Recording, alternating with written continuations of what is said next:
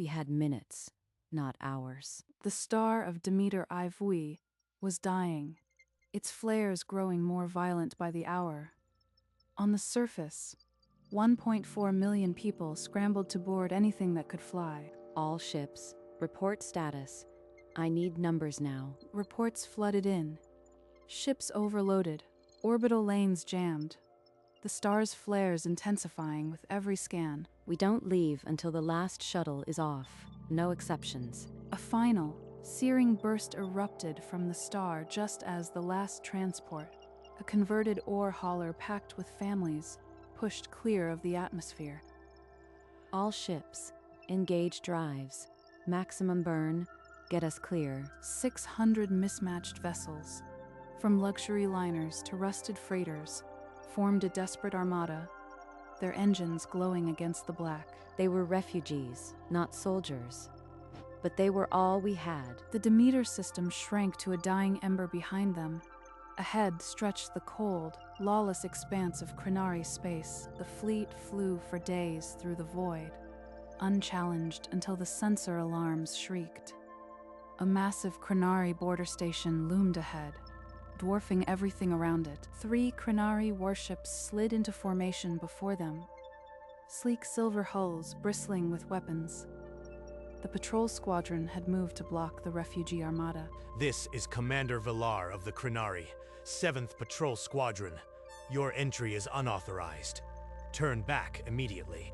Commander Villar, I am Commodore Tessa Hill. We are a humanitarian convoy. We seek only passage through neutral lanes. There is no passage. Your fleet is a threat to border stability. You will return to Earth-controlled space or be destroyed. Returning meant death. Earth had no capacity to absorb 1.4 million souls in time. The Crenari knew this, yet the cruiser's weapons powered up. They know we can't fight those ships, but if we turn back, we're already dead. The silence on the bridge was absolute. Every officer turned to Tessa, waiting for an order that could not be given. Commander Villar, give us a moment. We need to assess our situation. The Crenari ships held position, their cannons steady. Tessa stared at the star chart, searching for a third option where none existed. A third path. Not retreat, not battle. Scatter them so they can't choose. All ships. Evasive, scatter. Random vectors. Activate FTL and disperse. Now. The fleet shattered. 600 ships, each one diving for a different piece of the void. They didn't organize. They didn't signal. They fled like startled birds. Impossible to predict. What is this? Are they surrendering? Retreating? I can't read their formation. His sensor officer stammered. They have no formation. Every ship is running individually. Find a world. Any world. Hide. Survive. One by one, cyan flashes lit the Armada's wreckage. Each jump, a one-way gamble into alien space. We can't chase them all. This is not a flight. It's a disappearance. By the time the patrol squadron completed its scan, the border was silent. 600 ghosts already gone. They didn't fight. They didn't run. They just dissolved. Crenari Command logged the incident as a failed interdiction and a scattered throng of desperate aliens. No threat. Days later, Tessa's own ship, a converted ore hauler, dropped out of FTL above a small agri-world on the fringe. Set course for the main spaceport. Let's see if they'll let us breathe. The landing pad was wet with rain, unfamiliar script marking the terminal. The ship settled with a groan of tired metal. The ramp lowered. Humans, carrying only what they could hold, stepped onto alien concrete for the first time. One step at a time. A Crenari official approached with armed guards, demanding credentials. Tessa offered a datapad and a simple request: asylum. We're not invaders. We're just looking for a place to live. The official studied the datapad, then stepped aside. No welcome, but no refusal. The first human had arrived on a different border world. Another ship landed. Anna Park stepped onto the tarmac, clutching her daughter's hand, the air thick with alien scents. I don't understand. Can you show me where we go? The Crenari clerk tapped impatiently, then pointed to a cramped temporary shelter. The message was clear even without words. Humans were not welcome. At least it has a roof. The apartment was a single room, the appliances alien, the neighbors silent, but Anna had a skill. I'll bake. It's what I know. She rented a broken-down storefront, fixed the ovens with scrap parts, and learned enough Crenari script to write open. For weeks, no one came. Hello. Please try. No charge. The first Crenari customer, an elderly male, bit into a braided loaf and paused. Then he nodded, not warmly, but with a flicker of acceptance. One loaf at a time. On another border world, human refugees found only closed doors. Signs read, "No aliens" in harsh Crenari glyphs, but one man had a toolkit and a refusal to starve. He rented a narrow stall and hung a sign offering repair. Within a week, a Crenari merchant brought a broken drone. The human fixed it in half the advertised time. Other ships landed on other worlds. A teacher here, a medic there. They learned the language, the customs, the subtle rhythms of alien streets. Hostility softened with every fixed machine, every healed wound, every child taught to read in 2 scripts. They became a quiet fixture. Across the border regions, the pattern repeated. A bakery on one world, a repair shop on another, a clinic on a third. No 2 communities the same, but all shared a silent rule: adapt, do not confront. The Crenari authorities saw only 1 million refugees eking out a living, not a threat. They were wrong. The humans were not just surviving. They were listening, learning local politics, building networks that spanned light years. In time, human faces appeared on local councils as observers, trusted enough to sit at the table, if not yet vote, and on each world, a few Crenari began to ask, why had their government tried to send these people back to die? The seeds of doubt, once planted, were impossible to uproot. 2 years blurred into a new normal. The fear that first greeted humans softened into something quieter. In a small civic hall, a human woman exchanged rings with a Crenari man. No protesters, only mixed families bearing witness. Shops sprouted bilingual signs. Crenari children learned human songs in school.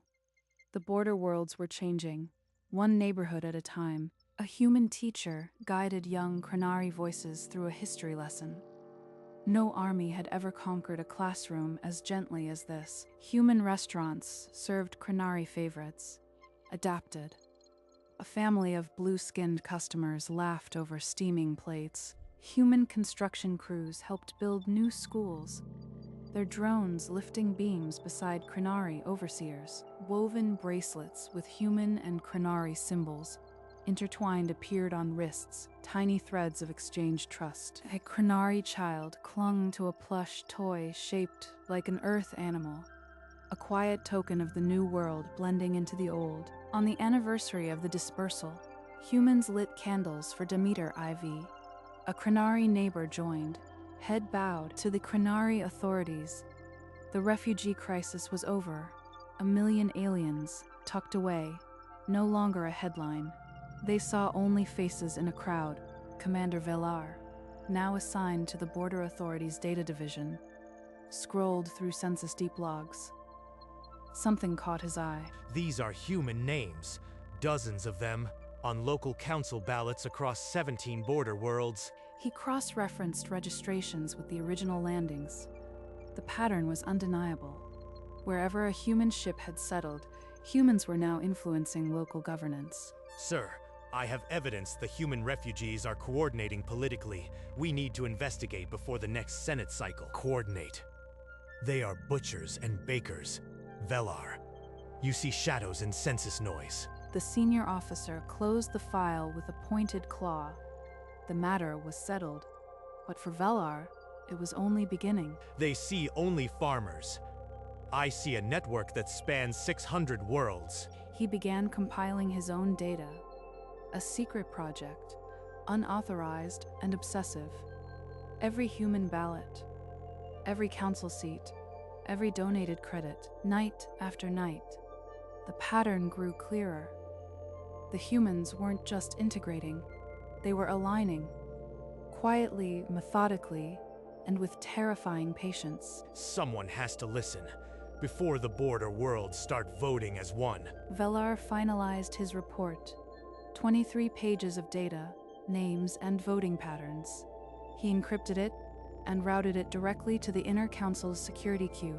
The transmission entered the Inner Council's system with a flash. A mid-level bureaucrat scanned the summary and filed it under migration noise. No alarm was raised. The councilors, preoccupied with a looming vote, saw no threat from scattered refugees. Then the Border Senate made its announcement. Within 3 months, they would vote on a resolution to centralize legislative power under the Inner Council, a direct challenge to the Border World's autonomy. If passed, the Border Worlds would lose their voice, absorbed into a distant bureaucracy that had never wanted them. They'll vote to centralize, and 1 million humans will sway the outcome. He checked the message logs. His report had been opened once, for 9 seconds, then archived. No reply. The Inner Council, confident in its 400-year dominance, prepared for a routine ratification. The Border Worlds were expected to fall in line, but on 600 worlds, human-led communities prepared. They had no army, no official power, only a web of trust built one shared meal at a time. They won't even see it coming. 7 years after the dispersal, Tessa Hill ran a small bakery on a border world. Her hair was gray now, her uniform long folded away, but behind a loose counter tile, she kept a comlink. And 3 times a week, she used it. Status on the vote? On the other end, a hushed voice listed worlds. The repair shop owner was a counselor now. The teacher had a voting block. The medic's son had just registered. The network was invisible to outsiders, a web of whispered messages, shared favors, and decades of quiet integration. Remind them. We don't need a majority, just enough to flip the border. She rarely spoke of Demeter IV anymore. The past had become a lesson, not a wound. 600 ships, 600 worlds, 600 votes. The Senate vote was 3 days away. The Inner Council expected a routine rubber stamp. They had not accounted for 1 million quiet voices. They wanted to stop a fleet. Instead, they'll learn what 1 million immigrants can do. 2 days before the vote, a Border World Council chamber buzzed with activity. Human and Krenari delegates sat side by side, debating the resolution. The coalition had a simple message. Autonomy was not a gift from the Inner Council, it was a right. And they had the votes to defend it. Campaign posters littered every street, a human hand clasping a Krenari hand. The words, "Our border, our voice" in both scripts. The Inner Council sent 6 observers to gauge the situation. They expected a few isolated dissidents. They found a movement. A senior observer opened a live feed to the Border Senate. Every screen showed the same thing. Humans and Krenari campaigning together. The observer's voice trembled. They've embedded themselves everywhere. It's not a protest. It's a block. One counselor slammed the table. We let them settle. Now they control the border worlds through sheer numbers. The realization spread like ice. The refugees had never been scattered. They had been planted, but it was too late to revoke residency. Too late to disqualify voters. The election laws had been written by the council itself. In the Border Senate, a human representative rose to speak. We are citizens now, and citizens vote. The chamber erupted. Velar was summoned to the Inner Council chamber within the hour. The room was chaos. Normally impassive counselors had shed their composure. He brought his full dataset, projection models, voting simulations, the names of every human-host marriage that had led to a naturalization. You wanted evidence. Here it is. 23 pages of proof that the human diaspora is a coordinated voting bloc. They will defeat this resolution. A counselor threw a datapad across the table. We gave them food, let them live, and they repay us with this? The chamber descended into recriminations. Some called for immediate arrests of human community leaders. Others whispered about nullifying the vote. Arrest them for what? They've broken no law. The election is in 2 days. You can't undam the river with your hands. A senior counselor, ancient and shrewd, silenced the room. Then we delay the vote. We cite a security crisis. Velar argued that such a move would inflame the border worlds, but no one listened. The crisis was theirs, and they were grasping at any solution. The debate stretched into the night. No decision was reached. The vote was still scheduled for the morning. They'll do something desperate. I know it. And when they do, the border worlds will burn. The hidden channel lit up before dawn. News from the inner council chamber had leaked. They were debating arrests, delays, anything to stop the vote. We don't counter with force. We counter with presence. Within hours, thousands of humans and Krenari allies gathered outside Senate offices on every border world, carrying only placards. Let us vote. Security forces hesitated. The crowd was peaceful, orderly. Their own families were in it. A Krenari news outlet received a transcript of the inner council's private deliberation. It aired within the hour. The leaked words exposed everything. The proposed arrests, the vote delay, the council's panic. Public outrage boiled over instantly. The Senate chair, facing chaos, declared the vote would proceed as scheduled. The council's last gambit had failed. Tessa watched from her bakery window as a silent message came through the comlink. Vote confirmed. Good. Now we let the people speak. She turned back to knead dough, the tension in her shoulders uncoiling for the first time in days. The vote was hours away. Night fell, and with it came the mob. Krenari extremists, armed with hatred and firebombs, surged through the streets, targeting every human shop. Tessa heard the crash before she saw it. The front window of her bakery shattered, and a rock landed among the flour sacks. They want us to run. On another world, Anna Park clutched her daughter as a firebomb shattered their bakery door. The child sobbed. We built this. We're not leaving.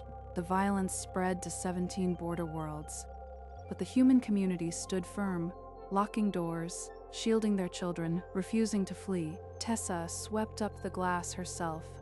She didn't call for help. She waited for morning. The message is clear.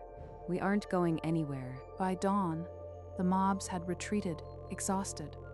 The human neighborhoods were scarred but unbroken. They tried to scare us off, but we've faced worse than broken glass. The Senate chamber was deafeningly silent. Delegates from 600 worlds sat in rigid expectation, the vote hanging over them like a blade. I rise not as a Krenari, but as a citizen of the border worlds. Last night our streets burned.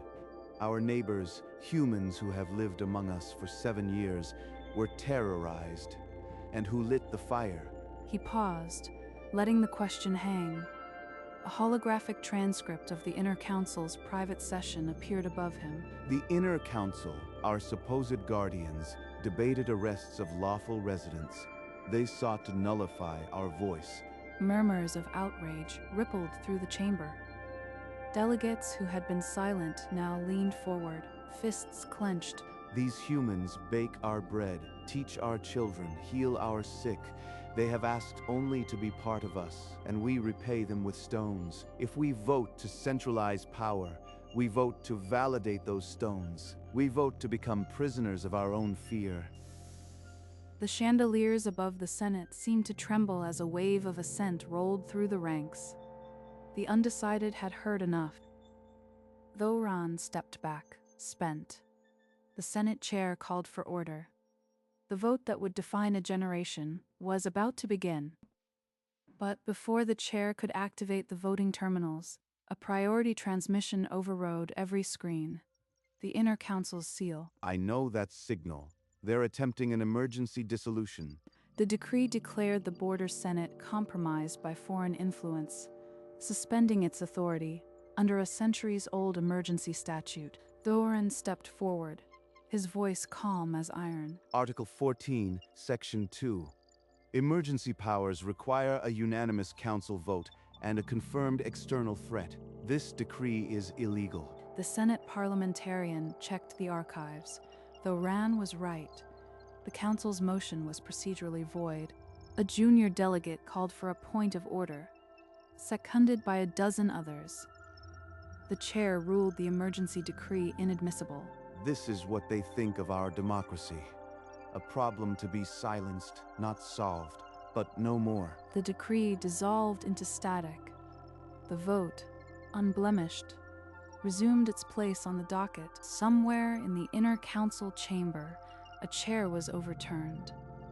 The vote went live in the cold morning light.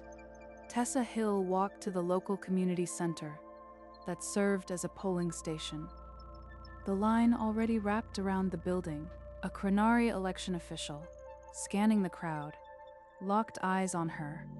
His expression shifted from duty to recognition. He pushed through the line, pointing. You were the Commodore, the one who ordered the scatter. I was, a lifetime ago. The official's voice rose. You orchestrated this, the votes, the speeches. You are the reason my world is in chaos. I only ever wanted a home, for all of us.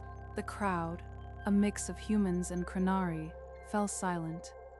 The official hesitated, then stepped back, gesturing toward the voting booths. Tessa did not enter. She stayed by the door, watching as her people, her once fleet, filed in to mark their ballots. We didn't come to take their world. We came to share it. Across 600 worlds, the same quiet act, hands on screens, a simple yes or no, was rewriting history. The tally began.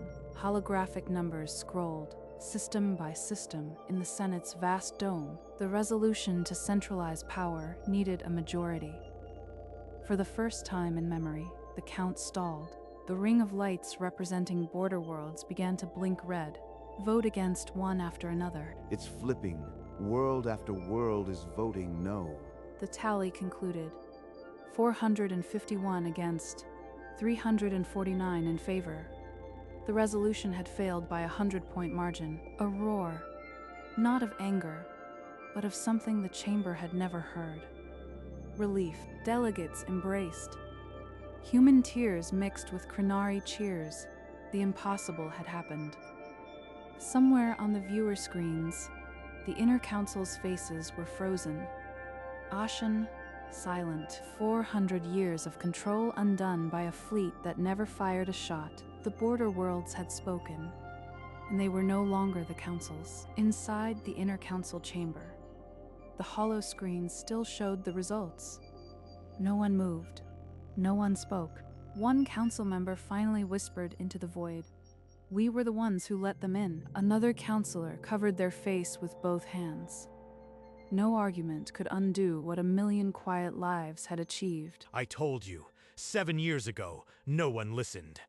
Villar watched the tally on his private console, a bitter smile flickering across his features.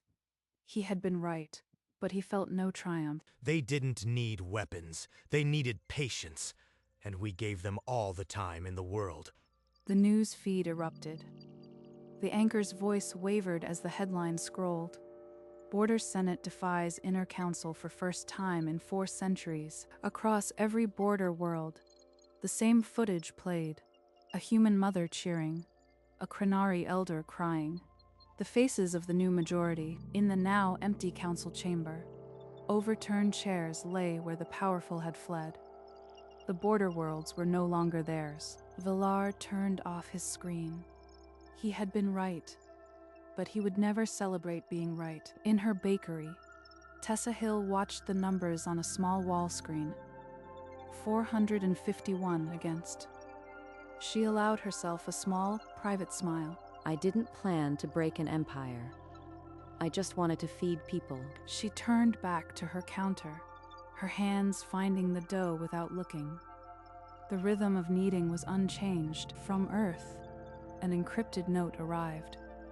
From distant diplomats, 3 words: thank you, quietly, gratefully, eternally. Tessa read the message, nodded once, and tucked the comlink back behind the tile. No reply was needed. Outside, the street was calm. A Crenari couple passed by, nodding to a human child. The world was still turning. She opened a drawer and found an old photo. The fleet, scattered like seeds. She touched the frame. It wasn't a battle.